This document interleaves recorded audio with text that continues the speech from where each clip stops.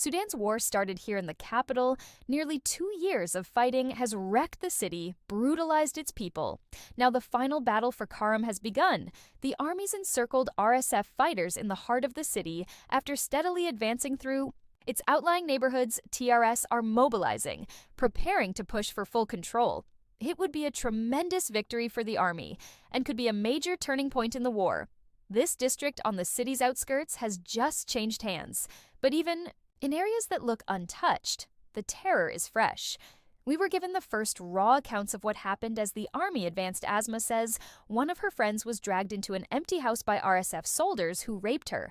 He told her to come with us at gunpoint, and he was beating her with his weapon. And then we heard shooting and the man ordering her to take it off, do this, do that. Then the fighting around us intensified and we couldn't hear anymore. Bullets were falling in the area. So we hid inside the house. What's the best thing about the situation for you? Now, security. The best thing is security. They tortured us. They tortured us so terribly. A block away. Things are beginning to feel a bit brighter after very dark. Days Mamal can smile now, but just weeks ago, he was sitting here with his brother and neighbor when fleeing RSF fighters ordered them into the house, shot them in the back as they entered, killing both of them. A bullet went through Mo's leg. Our friend died instantly.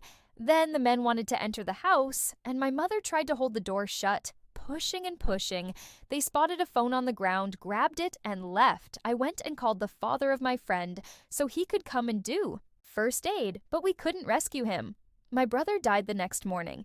It's not only the foot soldiers who are on the run. Senior members of the RSF leadership made this affluent Khartoum suburb their home at one of their bases. The neighborhood is empty and looted, including the house of the RSF's deputy commander in the wreckage. The debris of wealth and power, the RSF elite had embedded itself into Khartoum's establishment before they turned on each other.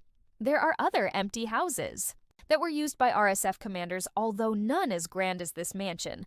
But it is evidence that the top officials have moved on. It's impossible to know for sure, but the army says it believes most of the senior leadership has left the city entirely, and that those still fighting for the heart of Khartoum are the junior commanders, the lower-ranking soldiers, and possibly foreign fighters behind them. The RSF forces left a trail of ashes. They stole everything in Zab's house and then burned it down. She says this was not a war. She tells me this was chaos, there was theft, there was robbery. That's it. The RSF denies committing atrocities and points to similar allegations against the army. Survivors are slowly returning to their homes. The army has the upper hand now, but there is much suffering still to come. Barbara PL user UKK News Cartoon.